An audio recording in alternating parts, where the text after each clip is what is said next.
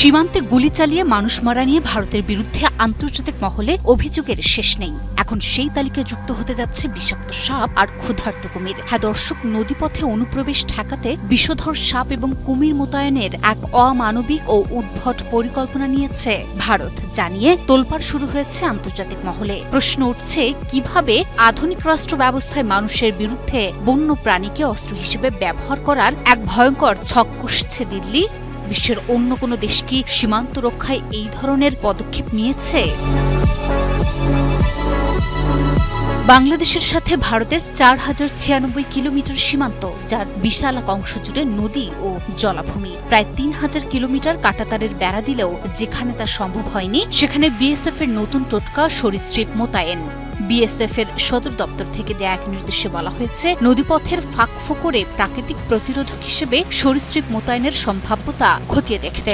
অর্থাৎ বিএসএফ এর বুলেট কিংবা চোখ থেকে যারা রেহাই পাবে, তাদের জন্য অপেক্ষায় থাকবে বিষধর সাপের কামড় কিংবা কুমিরের চোয়াল। বিশ্লেষকরা বলছেন, এটি কেবল কোনো কৌশল নয়, বরং ভারতের চরম নিষ্ঠুরতা ও অমানবিকরণের চূড়ান্ত প্রতিফলন। আল জাজিরার প্রতিবেদনে গবেষক অংশুমান চৌধুরী একে জৈব রাজনৈতিক সহিংসতা হিসেবে উল্লেখ করেছেন। তিনি বলেন, যখন একটি রাষ্ট্র মানুষকে মানুষ হিসেবে দেখতে ব্যর্থ হয়, তখনই তারা প্রকৃতি ও বন্য প্রাণীকে অস্ত্র হিসেবে ব্যবহারের এই উদ্ভট ও বিকৃত চিন্তা করতে পারে।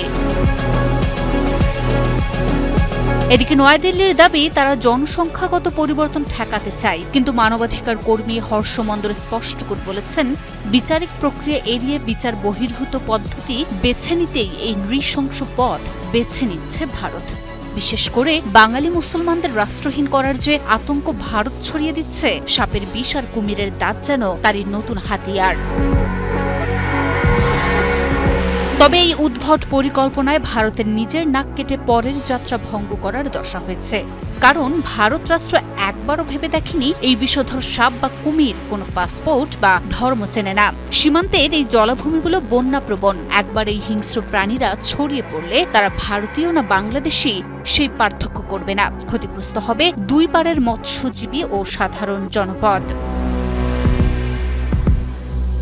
এখন প্রশ্ন, বিশ্বের কি কোথাও এমন পদক্ষেপের নজির রয়েছে?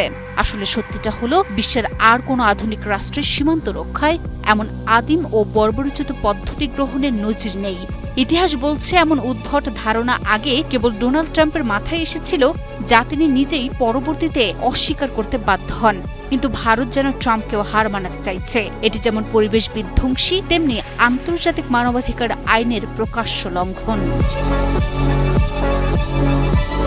আধুনিক প্রযুক্তির যুগে ভারত যখন নিজেকে গুরু হিসেবে দাবি করে, তখন তাদের এই মধ্যযুগীয় এবং নিষ্ঠুর সীমান্ত পরিকল্পনা বিশ্বমঞ্চে দেশটির ভাবমূর্তিকেই কেবল প্রশ্নবিদ্ধই নয়, বরং হাস্যকর ও অমানবিক হিসেবে প্রতিষ্ঠিত করছে।